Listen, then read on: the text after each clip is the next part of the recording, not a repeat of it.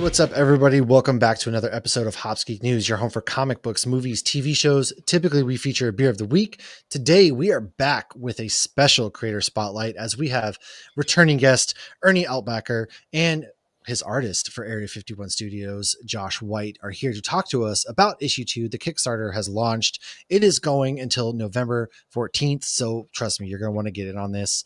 Make sure you like, subscribe, share, follow anywhere you find us at, whether it's social media where we're acting crazy or our podcast platforms. This is the first time you are here. Typically, we do talk about what we've been drinking this week. Shout out to local brewery. We talk about what we've been reading or watching. So all of our comic book reviews that week for nerdinitiative.com. We go into some news, then our main topic. However, today you guys get the juice. We're going right into it with our friends here. So before we get to our first time guest, Josh, we do have Ernie, who was here a little bit ago, and he's had quite the stellar. So Ernie, why don't you kick us off? I know you got a good beer there. What are you drinking, and how has life been since the last time we talked?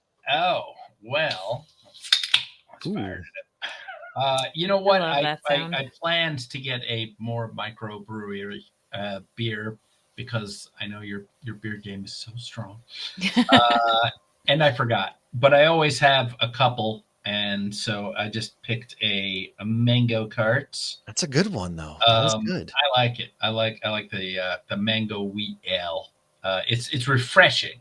So yeah, we still have the last vestiges of summer weather here. So it's a good beer to have. That is nice. It's that weird time of year for us where it's cold in the morning and then it's, what do I do? So you dress for the cold, and then in the afternoon it's warm, and then I'm going to go to Florida and I'm just going to die of heat stroke, and it's all weird. Yeah, the evenings and the mornings have actually been pretty pleasant down here. They've been a little bit chilly. Just want hoodie weather, man. So you're not going to have hoodie weather. That's don't push it.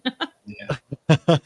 Well, yeah. So how is, since we last talked, issue 1 has released, and then also Aztec Batman. You've gone to San Diego Comic-Con, and you also, had a little bit of award experience recently with, Kevin Smith's film festival. So catch us up real quick on what has been new with you.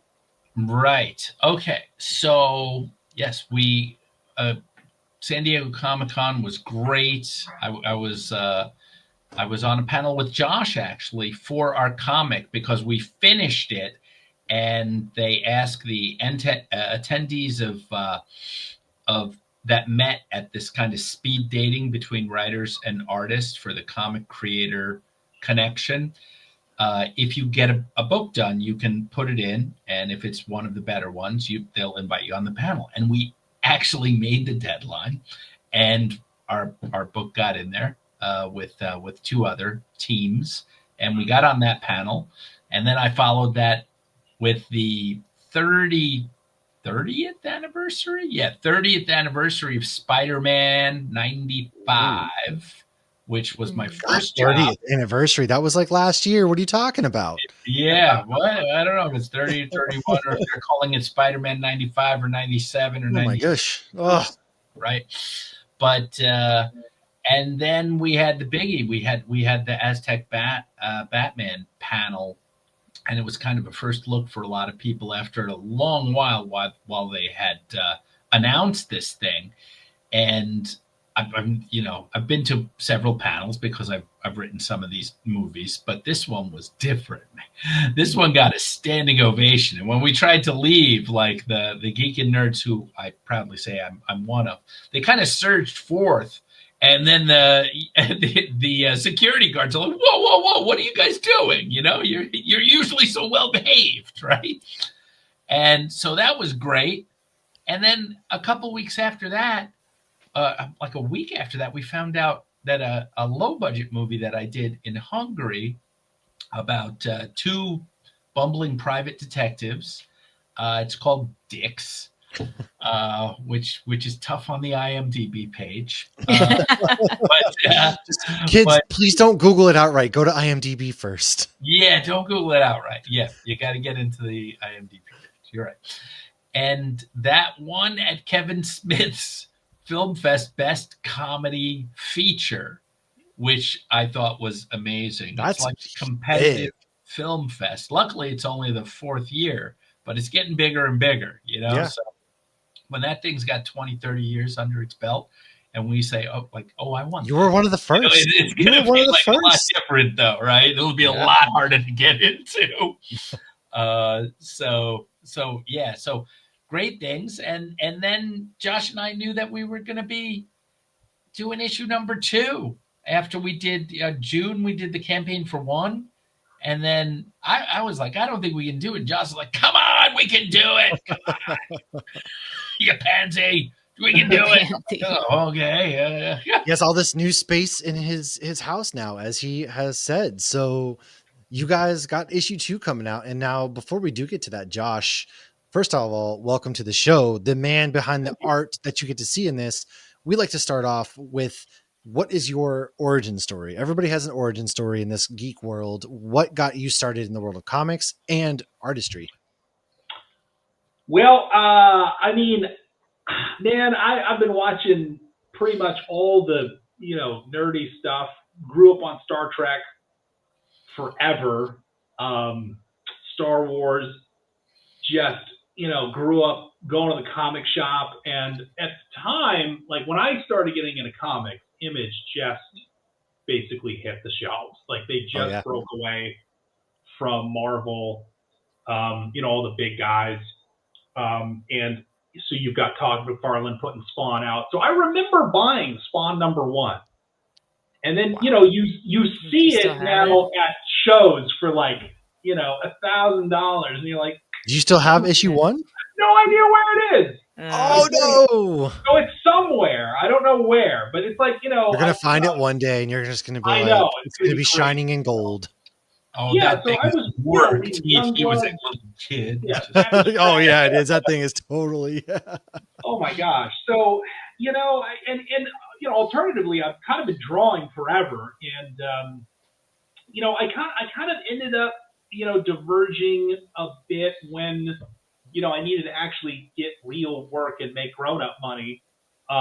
It's the worst. I ended up going into, graphic design and web development and that kind of thing. And so it wasn't until COVID hit that I really kind of started going back to thinking, if I'm really honest, I kind of want to do more illustration stuff as I get older. And so it kind of gave me a natural break, as many people found, to be able to kind of pursue things you wouldn't ordinarily have time for. So, I just started getting back into it. And it had been probably 10 years since I've illustrated anything. I did this thing called Lemur's Legacy like a long time ago, which was a little, comic series with some graphic design. And we did it was a trading card game that came with it.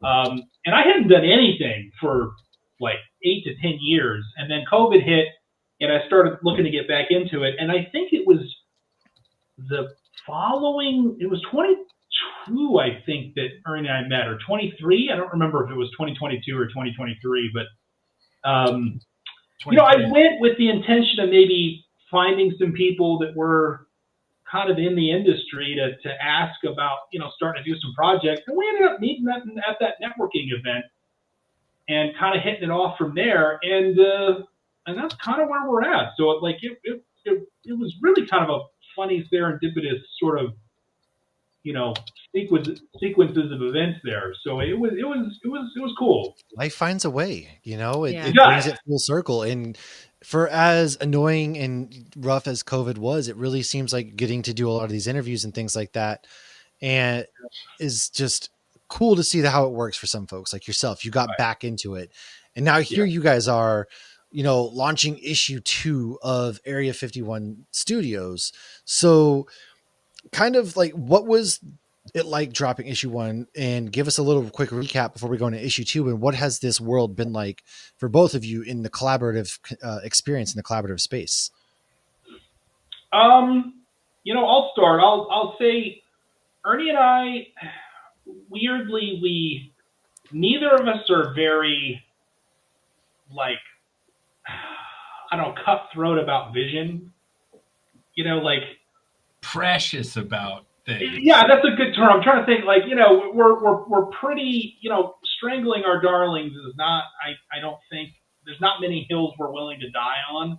Mm-hmm. So collaborative, we actually work really well together because we'll both pitch ideas back and forth on what we want to do with the artwork. Hey, can we write this in here? And it's been a pretty good experience from that standpoint. I think we're getting a lot of mileage out of collectively, adding our nerd fandom spheres of influence together to get something weird on the other end. So that part's been really good. The campaign's kind of been a roller coaster because you research as much as you think you can prepare for, like Parenthood, right? You think, okay, I can read all the books, I can talk to people, but until it happens, nothing really prepares you. So, we launched it, and like every little thing that nobody thought to tell us, it's a roller coaster. So we're just trying to make notes and figure out, what we did wrong and what we messed up. And there was a lot, but it was, sure. I had a blast. I don't know. Ernie, I think, was sweating more than me. He was like, oh, it'll work out, man. He had that like Spicoli, Yeah. That's kind of how I end up being. So I'm seeing some familiarities here. We're not on schedule, I mean, like, oh my gosh, you just described Lauren and I perfectly because he's very organized and detailed, and I'm like, That's how my husband is too. Well, what's gonna happen? I'm like, oh my gosh, we'll figure it out. And she's like, we need the detail in the schedule, so it did work out. Well, yeah, what he said before is it's weird that I'm that way in some things and not in others. Like this, I mean, when we first met, he pitched some projects, I pitched some projects, right? And I gave him this novella. I told him the idea of Area 51 Studios, which, I mean, for anybody listening, is basically Area 51. Everything you know is wrong. It's actually a studio where aliens come to create galactic reality shows and other movies and stuff like that. Okay, they go because it's a cheap location. It's like we're a little all like dirt ball in the corner. It doesn't cost as much, corner space. And so I'd written this novella a while back, and he's like, this is a really cool idea, And when he started to draw it, and then he like drew little characters and things, I'm like, oh man, that's so cool. I got to give that guy a little plot line. And so it started to change. And plus it has to, because the novella is incredibly detailed with all these like hat tips and nerd things. Like there's so many planet names or language, alien species names that are word jumbles of authors that I like. Oh, that's fun. Like there's a lot of stuff like that. And he's like, oh yeah, let's keep as much of that as we can. And it's like, I'd like to put in a couple. And I'm like, sure, put in a couple.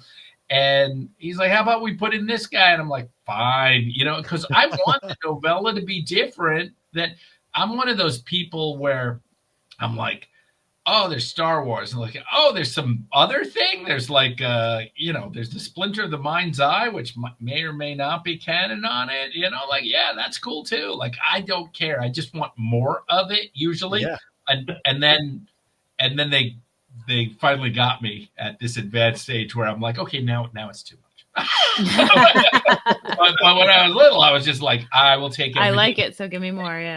Yeah, just give me more. It can be different. These people, I don't understand when somebody goes, no, I want it exactly the same as the book. I'm like, well, now it's boring because I know everything was going exactly. Right. It's fun when they have little twists and stuff that make it stand out differently. Yeah. But yeah, so in number one, I was attention ball, and I think I'm much less, but Josh is like, really, you're less, huh? So I don't know how good I am with that, but it's okay. You probably know a lot of Kickstarters, people who run them or whatever. You're supposed to have a bunch of followers beforehand. People are like, oh, you have 100. No, I have 200 minimum. We did the first one with 8, and those were 8 names I put in. Like one was my sister, Josh, right? And then I was telling somebody, I'm like, well, I got to get more followers than the last time. It's like, how many start with the first time? And I go 8, and he goes, excuse me, 80? And I go, no, 8. No, 8. The singular number. And he's like, wait, what? He said, and Kickstarter let you go? You must have not been watching. They would have pulled back. And when I first did it, they pulled people back because they were like, "You're not ready."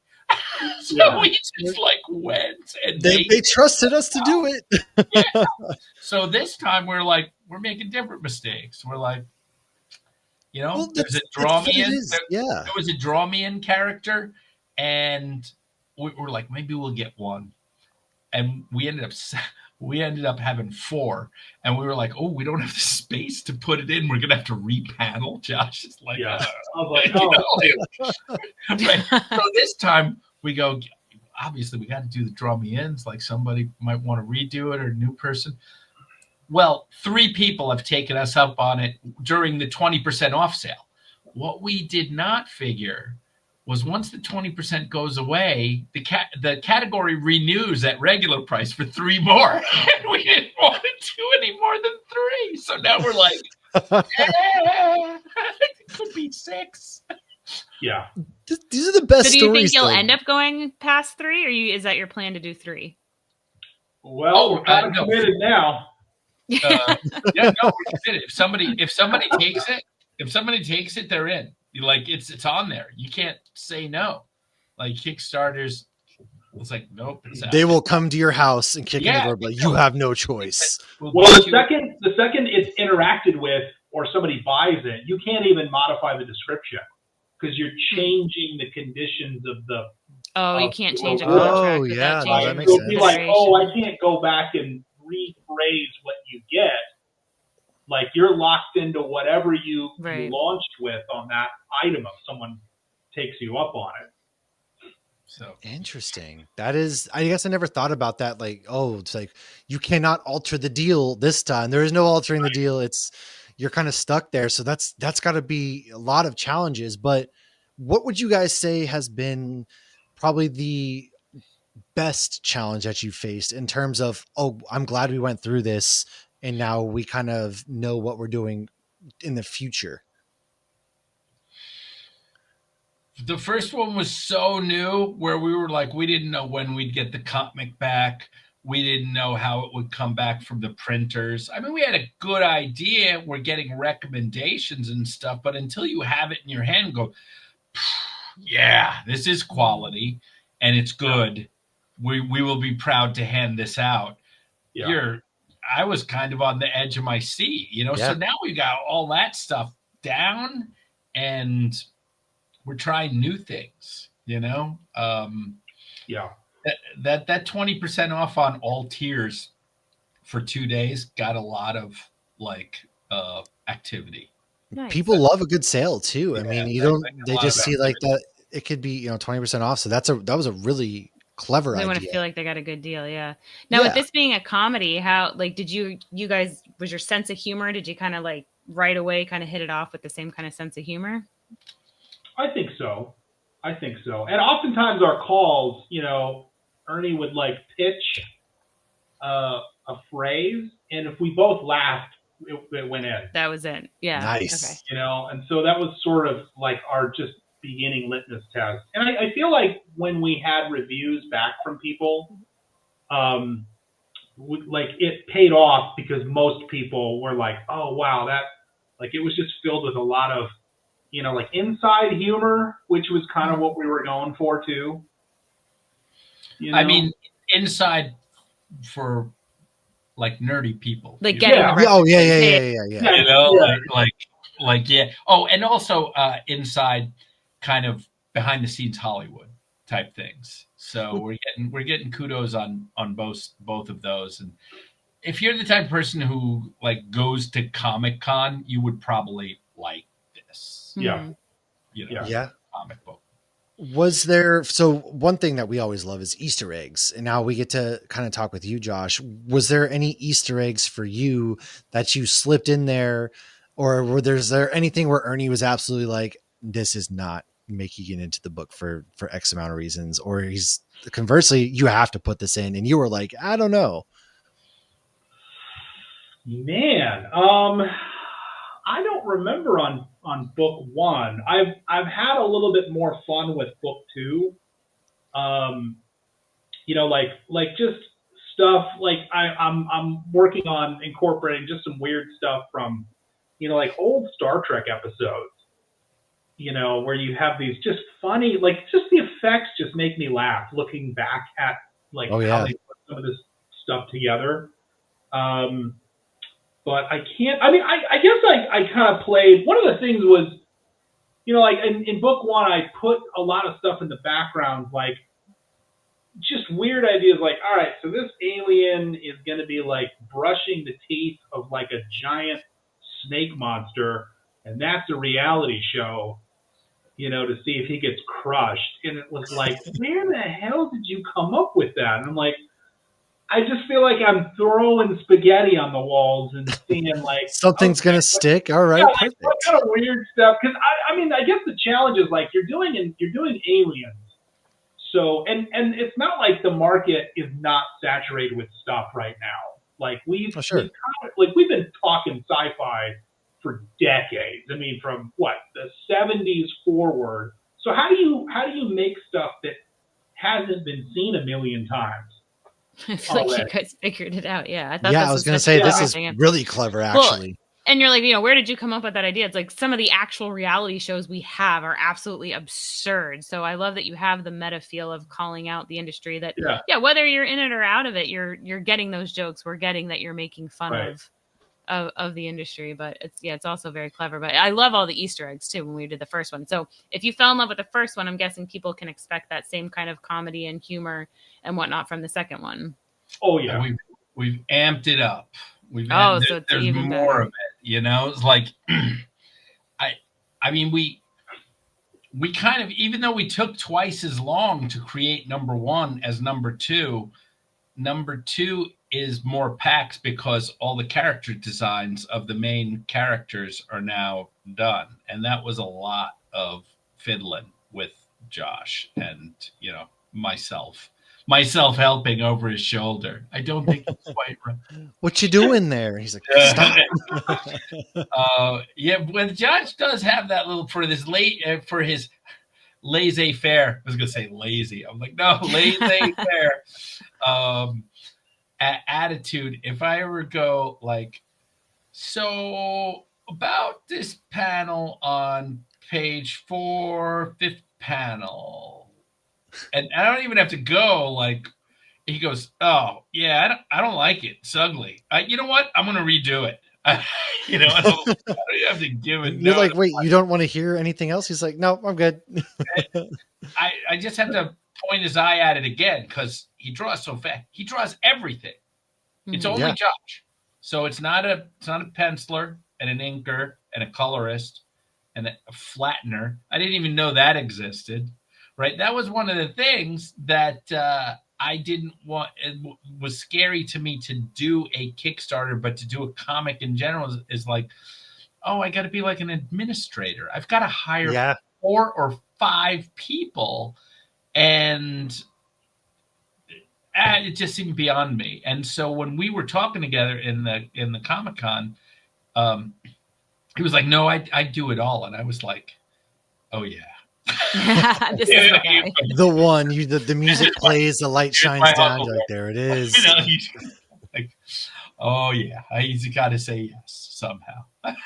Well, so for you, Josh, then doing this what is a big takeaway for you doing this comic book? You decided during COVID, you really wanted to switch gears. You guys are now, through issue 2. What's a big takeaway for you that was the biggest lesson that you've learned throughout doing all of the artwork? Probably the biggest one is, gosh, I don't know. I feel like there's a lot. I think the biggest one is that I can finish these things. Realistically. I've done this before, but again, like I mentioned before, it's been a while. But in this case, I feel like my original plan, it was a little bit more than Ernie said. The first one took a lot longer. The first one took about a year from idea to final artwork to print. And the second one took about 3 months, because we spent a lot of time on the front end figuring out what the world was going to look like. We had a couple of different passes on what the artwork was going to look like. And so once we got all those things set, like number 2's been a lot more of a playground because we're not figuring that out anymore. Once you've got the look and the world kind of established, it's a lot more fun to start building ideas and story in there. Yeah. It flows a lot better. So that part, the exciting part is creation, obviously, but I feel like it gets more fun once you've got kind of a framework up because you get to play a lot more. That's the hardest part. Is like starting is often the hardest part. Yeah. And then once you're kind of already there, it just flows naturally from that point. Right. Yeah. So I'm really looking forward to 3 and 4 because it gets crazier and, gets more elaborate. And so, it's not like the gas is being let up at all. Like we get to do a lot more fun stuff. And, I think noticeably the second one, stylistically it's the same, but there's just so much more we're able to pack into this one artistically, I think.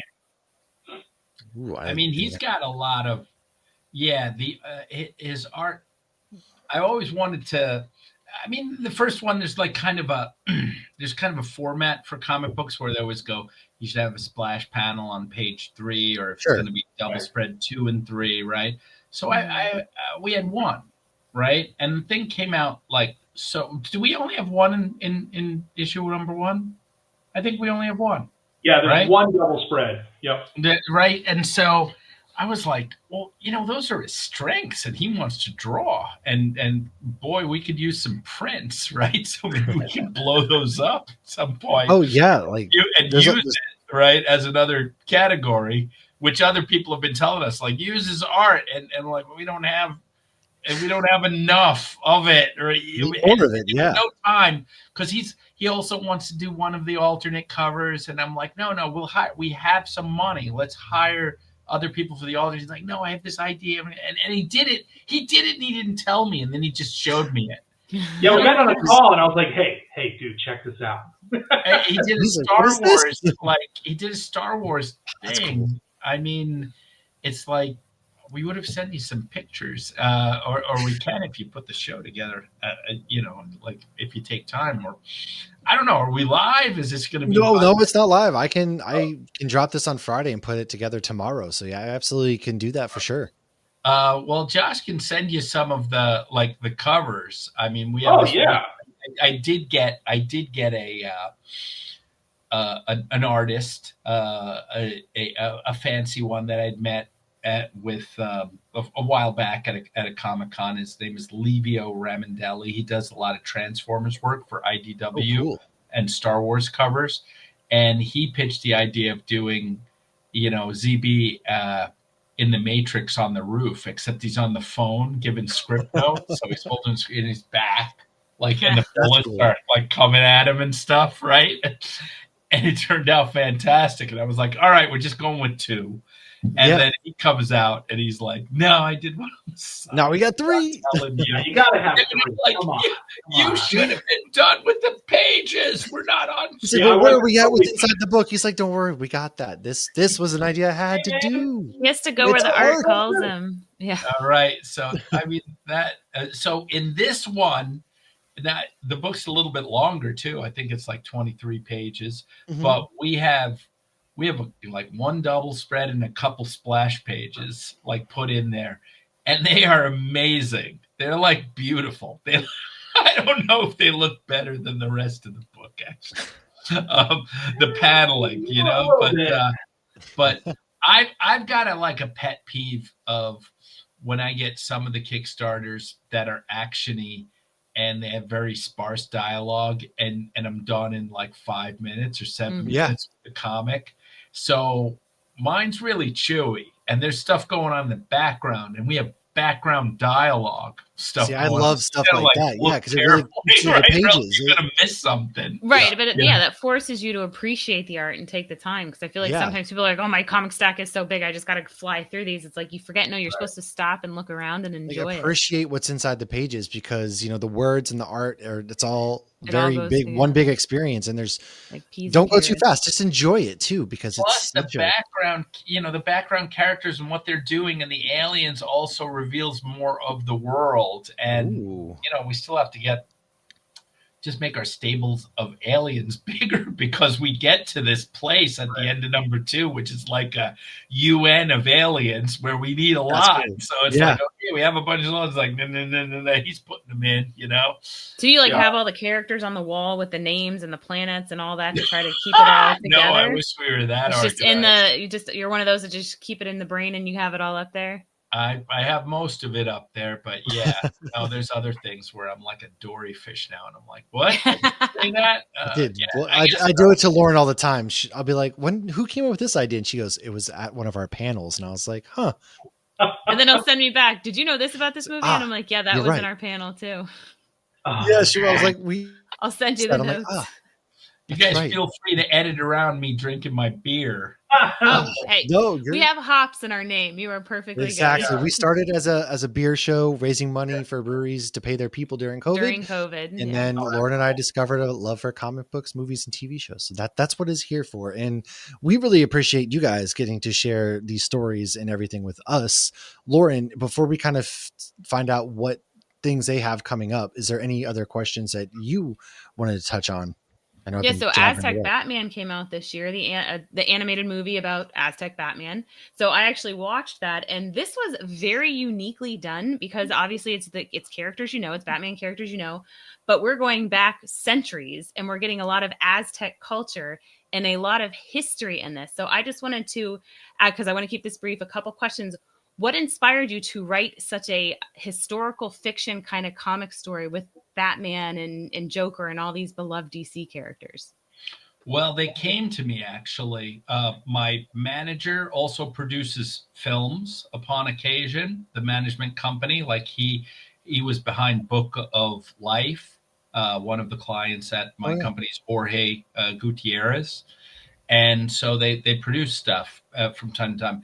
And so he also has a partner, and I had worked for him called Hello Anima in Mexico.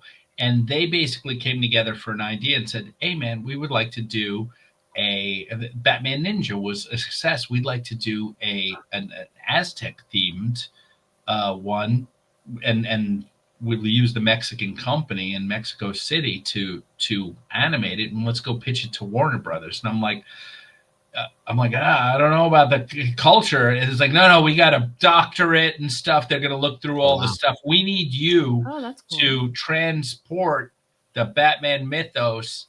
And I was like, well, I don't want to do it as a time tunnel. I want to do how it would organically arise, maybe using those historical guide points of Cortez and putting the rise of Batman into it. And they're like, that sounds incredibly hard, but go for it.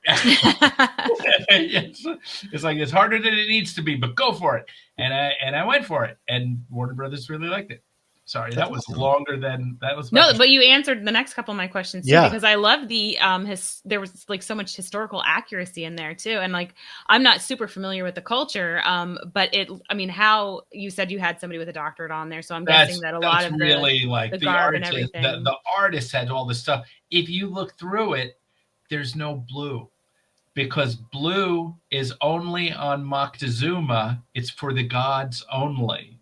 So it's and they commented about gotcha. There's no blue in the entire movie except for a strip on Moctezuma because he's half god, unless it's on the designs of the gods, which are, until a certain point in the movie, you're like, well, are they hallucinating them? But that was a big thing of the Aztec/Mexican culture, that at that time in history, they thought that the gods were among them, and there was that clash of civilizations where one was going to fall, and they were right about the clash of civilizations. So that's cool. Who knows if they weren't right? Yeah. Well, I think I was in Mexico this summer, and so it was really kind of cool to see all that culture brought together. Because if you're a fan of Batman and if you're a fan of any kind of Aztec history, which I always thought was fascinating, all of it, just like the sacrifices and all these different things, I do recommend, if you haven't watched Aztec Batman, go check it out. Joker, I think, was my favorite one because you don't know who's going to turn into what familiar DC character. So when Joker showed up, I was like, Oh, that makes sense. That's really cool. And I love the transformation of seeing him. So that was, I really enjoyed that. And this is rated R though, kids or parents. So I will tell you that. Now it did end like many Batman animated movies end where there might be another movie coming. So are we going to get another one? Well, I don't know. It depends. We'll see. We had written it at first. They wanted a 6 or 8 episode prestige miniseries. So like Invincible, 44-minute episodes. So we had all this time. And then they were like, no, we can't do that. But maybe, so we split it into a trilogy at first. And then they were like, that's too much. Split it into 2. They're like, you know what? They're not willing to, this is such a far out idea. They're not willing to go that far. We're just going to do 1. And so we have the other side of that. There's really bookend stories to get to the fall of the city, Tenochtitlan, because that happened. They kicked Cortez out. The Spanish call it the Night of Sorrow, where he leans by a tree and goes, "What? Why have I done something wrong, Lord?" You know, like that's all dead accurate. His speech upon meeting Moctezuma is accurate. Like I paraphrase it, or I take 2 or 3 sentences of it exactly from the historical record, and it's in there. And then there's other stuff that's probably wrong because we've got like, Batman and Forest Ivy and stuff in there. To them, I say this is an Elseworlds, and actually everything's 100% accurate. Exactly. Yeah. Perfect. I love that. Well, where can people do you have any upcoming Comic Cons, or where can people find you at anywhere in the near future, or anything that you like to share as we begin to wrap up? Well, I mean, I'm at Ernie Altbacker. I'm the only Ernie Altbacker in the United States now that Dad's gone. So on Facebook, X, Instagram, and LinkedIn. I'm probably not going to be joining and dancing on TikTok, kids. Are you sure? I was kind of hoping. Matt forced me to. I'm probably not going to be joining up for another one. So those are my places. Too many of this. Gosh. Yeah. I'm like, that's it. It's overwhelming. And we're just working. I mean, we're working on 2. We're hoping, then we got to make the turn and hit 3 by February. So that'll be here. God, I wish I could announce something, but I can't. It's a little early. So we'll see if you'll have us on for number 3, maybe in February or March. It's already booked. Yes, absolutely. All right, I'll do something. Josh might be going to a Comic-Con or something. I won't go to anything aside before WonderCon next year. I don't think. Perfect. Well, Josh, what do you have coming up, if anything? And then where can people also find you? I'm at JW Illustration almost everywhere, or JW Illustrates, X, Instagram, dancing or on TikTok. Yeah, I do have some stuff on TikTok, but man, I could not commit to the grind of pushing. It's exhausting. Videos. It is a lot. There's 2 of us, and we're not great at it. Yeah. I know, and oh man. Oh wait, tell them about our secret link that you set up. Oh yeah, so yeah, we've got a couple of they're called secret tier rewards. There's going to be a couple of links if you want to catch up and get issue 1 and 2. We've got a link for that, so you get 20% off of that, and you'll just follow that link, and you'll see one of the reward tiers will highlight as a secret tier. If you want to just get issue 2 and you've already got one, there's another link that'll just get you issue 2 at 20% off. So we'll just those will and hang those out. Are print. Those are the print. print. The print version. Yeah. So, that is dope. And then you missed the sale if you haven't heard about this thing, but now, if you get on board, if you sign on the time with something. Yeah. Oh, and if you then write on the if you write on the message board about this Hops Geek news and then put hashtag free stuff. Last time when we had some money left over, we did some free stickers, and they were like pretty well received. They're pretty fun. Stickers. So if you write that on the message that you want the stickers, hashtag stickers or hashtag free stuff, whatever we can get, we will put in with your printed. It has to be a printed order.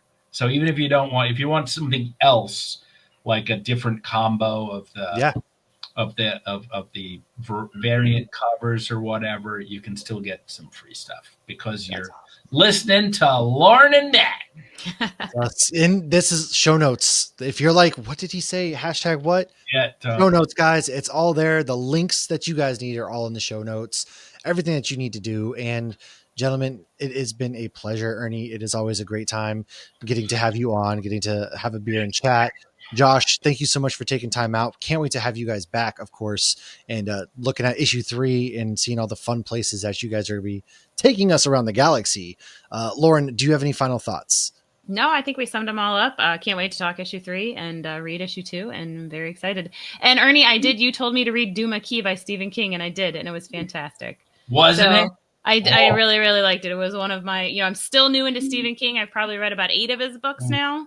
But yeah, I thought, and that was a great one to read over the summer too. And it took place in Florida. So that's always fun for me because I'm familiar with the area. So nice. You only have 400 more to go or so. I know. Yes. I'll give you if you haven't read The Long Walk. I just finished. I read The Long Walk, and then I went straight to the movie like the week later. Yeah, the movie was intense. I liked the twist in the movie, though. Tonight. Okay, you're going to enjoy it. Let us know how you think, because I saw it opening day, and my wife and he hadn't read the book. So I hadn't read the book, so I need to read the book now. And then if you can get what he wrote under a pseudonym, Richard Bachman, Running Man. The Running Man. Oh, I'm so excited for that one. Oh man. No, but he wrote that. Stephen King wrote The Running Man. I didn't know that until now. But then people forget he wrote Shawshank too. It's like it's like a novella. Yeah, that's true. There were like 4 novellas, and all of them actually got made into either movies or TV shows. The Langoliers, I want to say. Oh yeah, I haven't seen Room 1408 with John Cusack. Yeah. Right. Oh, I didn't realize you wrote that. I've seen that movie. Yeah. See, that's what's crazy is all the things I didn't even realize you wrote.